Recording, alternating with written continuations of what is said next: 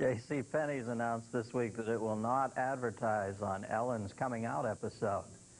So I guess J.C. stands for just cock, huh?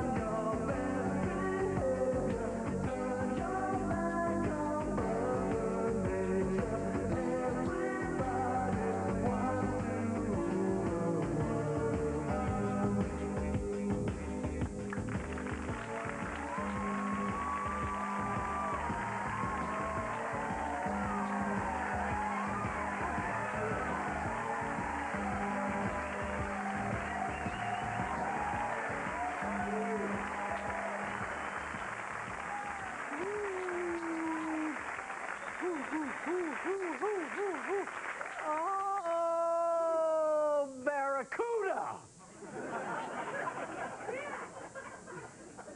Let's see, what's new in the world this week? See Tiger Woods?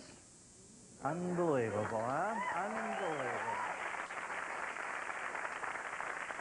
How pissed off was that old white guy in the cab? Huh? After years of black people having to dress old white guys in this country. Was that fucking beautiful to watch or what? 21 years old. Tiger just bought a 1/8 interest in a new $15.6 million Cessna jet this week to transport him to and from golf events. You know, when I was 21, I owned a 1/8 interest in a Pyrex bong.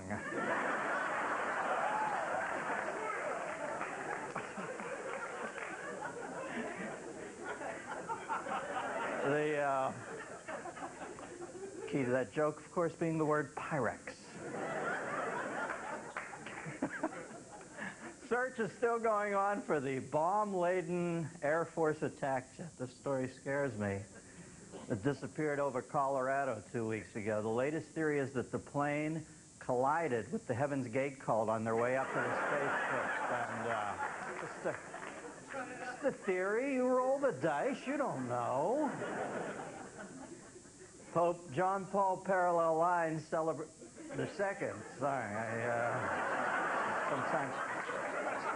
sometimes I get a little too fixed on the prompter.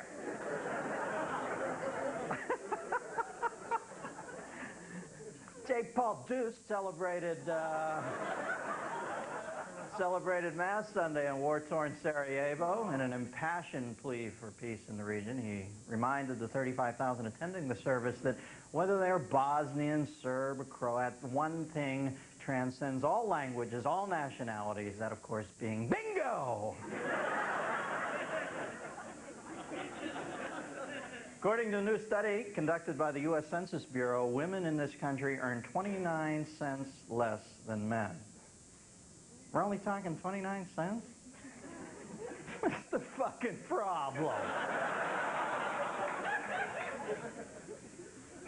Greyhound Bus Company reports that people who traveled on one of their buses between 10 p.m. Thursday and 3 a.m. Friday from Albuquerque to El Paso may have been exposed to spinal meningitis.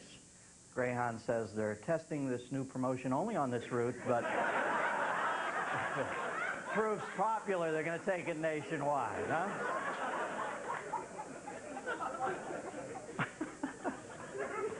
I remember my friend Jimmy Shulo and I once went $50. We went from Pittsburgh to San Francisco on a Greyhound bus. We were ripped the whole time. And we just sat in the back and watched people get up and damage their heads on the luggage rack. Bam! Oh, and we laughed. Vermont State Police report that last year they seized 25,000 marijuana plants, and they are currently preparing for another massive search because, quite frankly, the police say they're almost out. Those cops, you know it. Cops always have the best dope, you know that. Earlier this week, a 24-year-old New Hampshire man pleaded guilty to robbing 4 banks while his wife and baby waited in the getaway car. Well, you know, when both parents work, it can be tough to find a good sitter. Sentencing will be May 12th for an Ohio high school principal who used a camera hidden behind a two-way mirror to videotape cheerleaders as they changed clothes for a beach party at his home. Apparently, the cheerleaders became suspicious when they realized that Ohio was not near the ocean.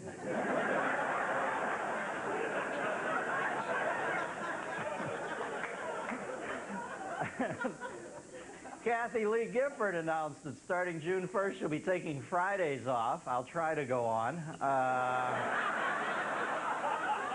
Regis announced his co-host on Fridays will now be Mariana, a 12-year-old Guatemalan girl earning 15 cents a day.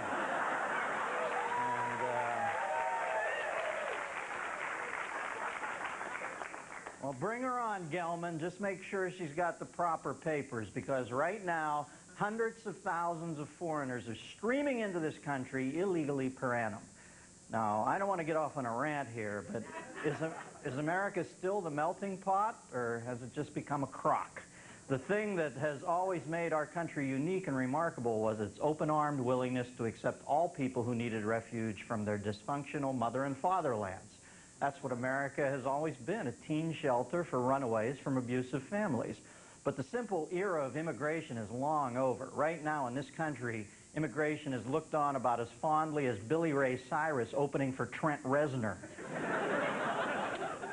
Once the world's biggest, friendliest open house, America now has all the warmth and sensitivity of a New York City co-op board interviewing Martin Lawrence.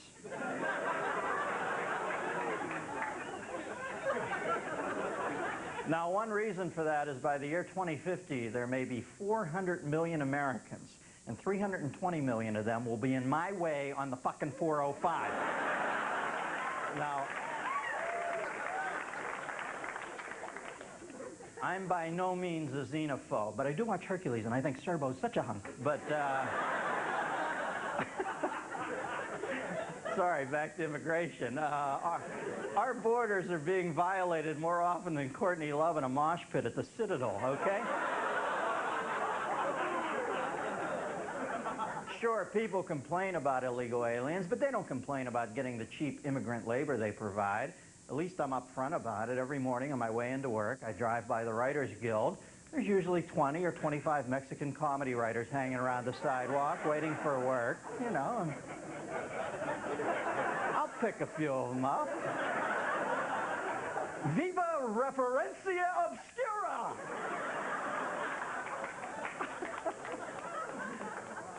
Not only do people complain about illegal aliens, they complain about all foreigners. But you know what you do have to admit about foreigners? Oh, they're funny. They do things in an odd way. They have strange customs and they talk weird. And you know, often when you laugh at them, they don't understand what's going on and they laugh right along with you.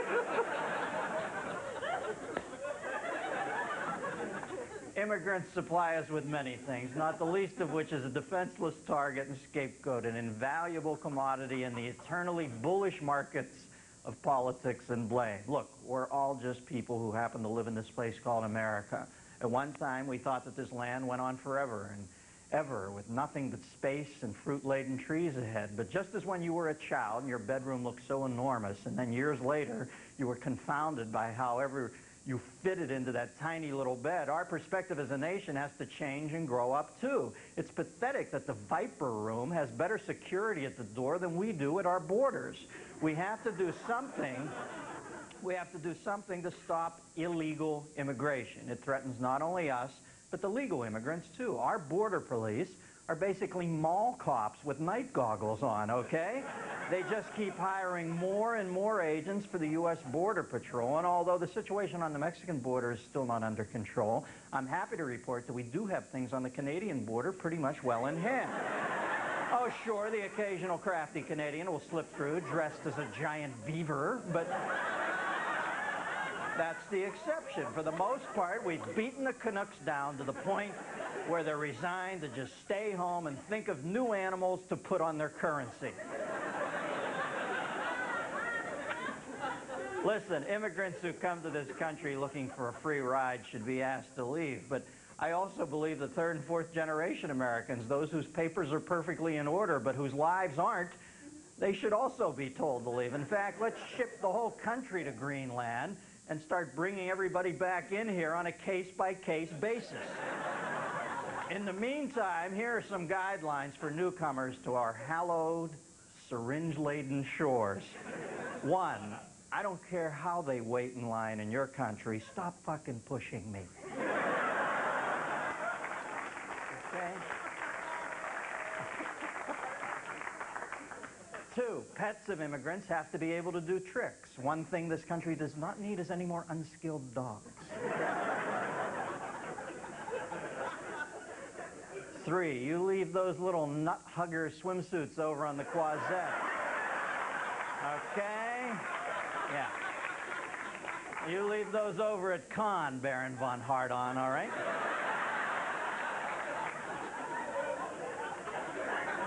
4, if you're a local news anchor from a Hispanic background, congratulations, I applaud your success in a competitive field. Now, do you think you can read the news without turning into Che Guevara, hitting on Evita Perón and at a Cinco de Mayo dance when it comes time to pronounce the word Costa Rica? And finally, at least learn to swear in English. I don't want to be flipped off again by some guy telling me to go fuck myself, all right? Of course, that's just my opinion. I could be wrong.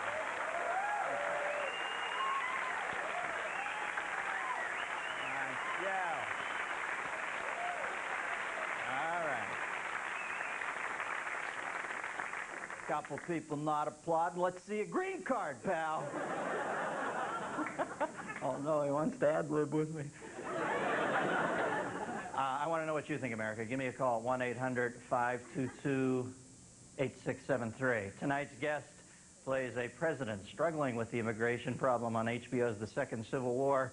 On Saturday Night Live and News Radio, he's treated us to more wacky characters than Ellis Island. A good friend of mine, Phil Hartman. Phil.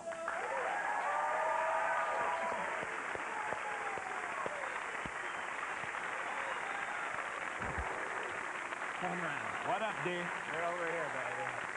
Thank you. Well, all right, Felipe, good to see you. Thank you, sir. How's Bryn? How's the little ones? Everything's peachy. I'm starting my summer hiatus and very happy to be out of the primetime shit twister.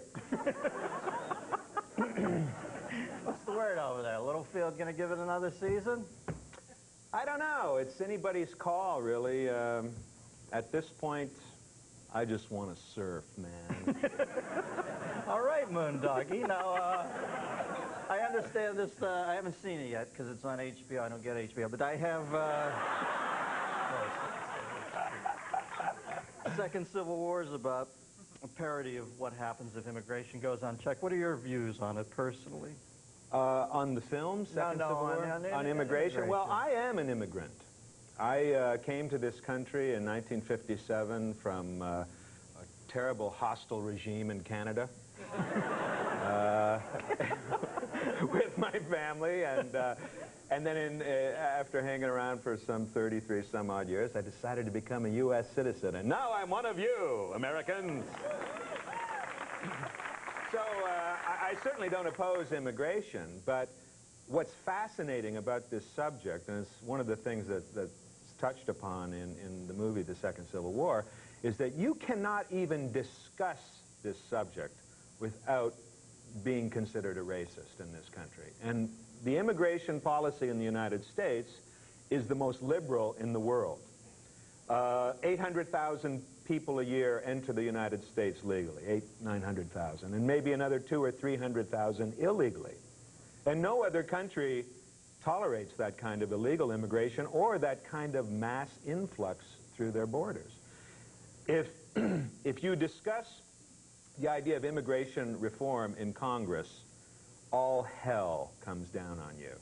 And consequently, no one is trying to solve this problem, if it is a problem. In my opinion, I feel it is a problem. And actually, it is people like myself, legal immigrants, who are most upset about the insane policies that allow this illegal influx. Well, you know, Congress, you look up at Capitol Hill, it's like that Escher print of the birds flying together. You know, it makes no sense, and occasionally it shits on your head. Now, what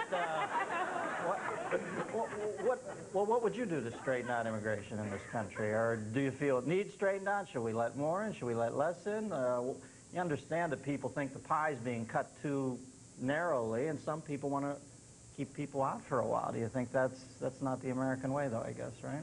Well, we're still thinking back per the inscription on the Statue of Liberty, and what I don't have a solution to the problem, but I'm questioning why we don't even have a cogent dialogue about the problem, and it's largely because of political and economic forces within the country.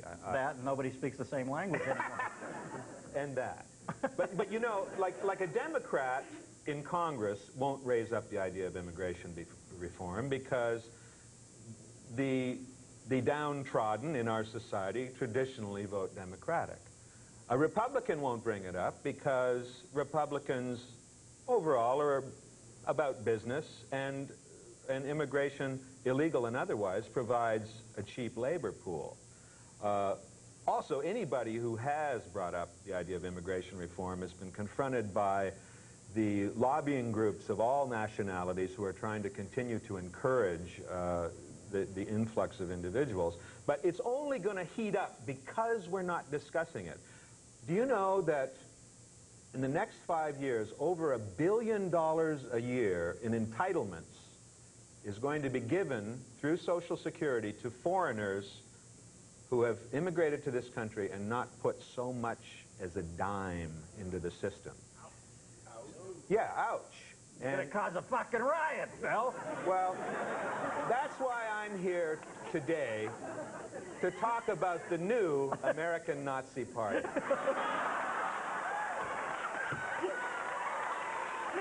We're not just against gypsies and homosexuals anymore. No, I don't have the answer, but you know, I mean, why aren't we talking about it? Why aren't we talking about it? Well, because this place is, for a place that's built on open discourse, you know, there's no more closed-mouthed, closed-minded place in America. If you say anything that looks like you might want to keep people out for a while till we get our feet on the ground, you're going to be killed as, you know, just being an anti-foreigner. And, you know, so everybody just shuts up. But the fact is, can't the least we do is just ask that you register at the border? I mean, is it that much to ask? Are there countries, I mean, can I walk into, like, Saddam Husseinville and just start setting up a discotheque or what? I mean... Not a chance. No other country. In Japan, they have a saying, which means... You puked on me, Mr. President. Exactly. No, that means you don't set foot in my country, white devil, unless you buy a 50-inch television set. No, we're nutcases over here. We really are. And you know, in Los Angeles, which has the worst traffic in the world, you know, the tension is running so high. I like Hispanic drivers. They're nice and slow. They got the low riders. They're down, you know. It's the Asians. Never use a turn signal. Coke bottle glasses. Who won that war anyway, people? No, how's this? You want to get pissed off? How's this for a law? A pregnant woman who sneaks into the United States and has a baby in this country, that child is automatically a U.S. citizen. How do you feel about that? Has all the entitlements that you have as a lifelong taxpayer. You know, no other country in the world has a policy like that. Well, you know, the state of California will not recognize same-sex marriages for the purposes of spousal medical benefits. So what a lot of the gay community now are doing is moving down to Mexico, setting up citizenship there, coming back here as an illegal alien so they can get their health care paid for. We got a phone call for you. We've got line 7. We've got Polly from Middletown, Ohio. Polly? Hello? Polly? Yes? Want a cracker? No. What's your question, dear? Yeah, my son works with an illegal from Mexico, and they live out in my garage. And I was wondering... Wait a second. This is like Sling Blade 2. Okay, go ahead. Okay, yeah, my son works with an illegal from Mexico, and they live in my garage. And I was wondering if I could go to jail for harboring him.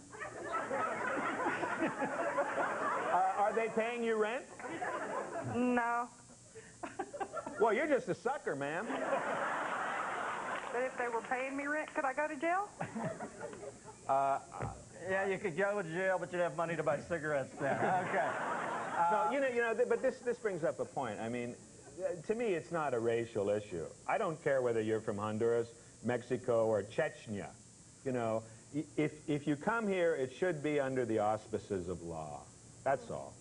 And then there's what they call chain immigration, where when a family comes here from a foreign country, then they start bringing in grandma and grandpa and brother and sister, and they all go I know how on that Social works. Security. I had an immigrant mailed to me the other day. I was supposed to mail him to 10 of my best friends, and the postage was a lot because the kid was heavy. All right. But you know what it is, Dennis? The United States, as much as anything, the government of this country is a corporation that oversees a multiplicity of other corporations. And immigration, illegal and otherwise, is good for business. That's why it isn't stopped, in my opinion. It's because every immigrant buys gasoline, food, clothing, watches HBO. They are consumers. They pay sales tax, even if they don't necessarily pay income tax. Right. And they feed the system. So it all becomes a bottom line thing. I think so. It all becomes part of the big machine. The big machine. Which dictates right now that I have to do the news of the week. Can you stick around while I do it? Watch me. Felipe Hartman, ladies and gentlemen. Thank you, Phil.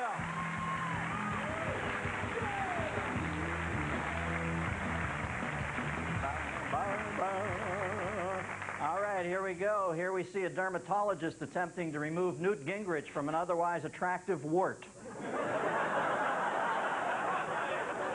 Why is this black man talking to me? Is someone going to remove him? Hello? I have a black man sitting right next to me. The Republicans unveiled an experimental program for low-income housing this week. Oh, man, I knew I should have had them put a whiz pot in this thing. Here we see German Chancellor Helmut Kohl using a special pair of rose-colored glasses to examine his country's past. Yeah. Nice to meet you. Where's the booze?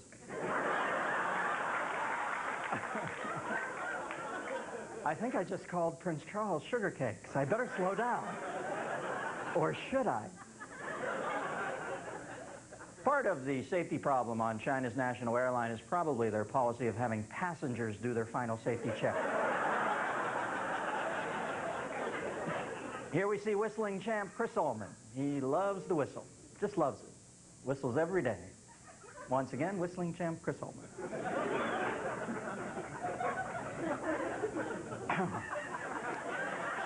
Well, Mr. Williams, I think we found out what was causing you to itch down there.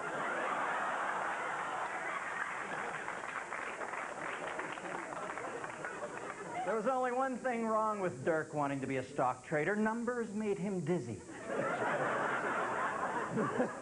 Generally speaking, do you find in the past year you have less time or more time to eat your boogers? Once again, Chris Ullman. All right, we got 2 on this one. With no other options in sight, hostage negotiators have brought in their secret weapon. Ventriloquial Archbishop Cipriani, and trailing behind him in the case is Kiku, the dummy of reason.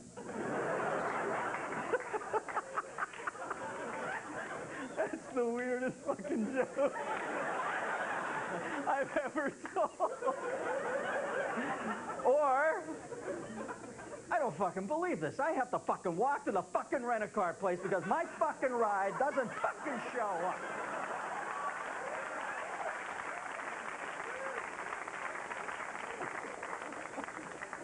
Yeah, Red Leader, this is Larry the Temp. What was that, a turn right, or your right, or my right, or what was that? Petey didn't like swimming. Petey didn't like cold weather, or the taste of fish. Petey was a loner.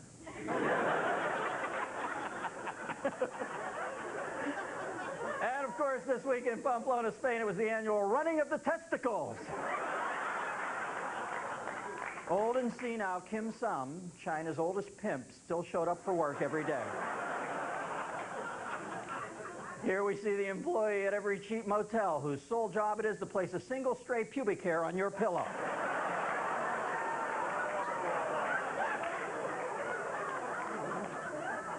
Well.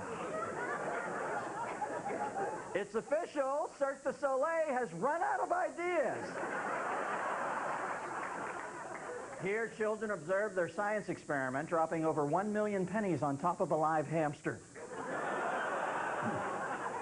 Once a top comic book hero, the Shadow now works the hot wax gun in a Hollywood car wash. Here's Amtrak's new high-speed train designed to derail in less than half the time of the conventional trains. This is an illegal alien filling out an application to be an immigration officer. And here we see Joan Collins return to TV in Aaron Spelling's Pacific Palisades. I'm not calling you a liar, ma'am. I'm just saying your husband doesn't look 38. For the 20th year running, the biggest attraction at the Big Apple Circus is Tony, the elephant that shits exactly at noon. And finally, the Dallas Cowboys unveiled their new uniforms this week. Guess what, folks? That's the news. I'm out of here. Good night, ladies and gentlemen.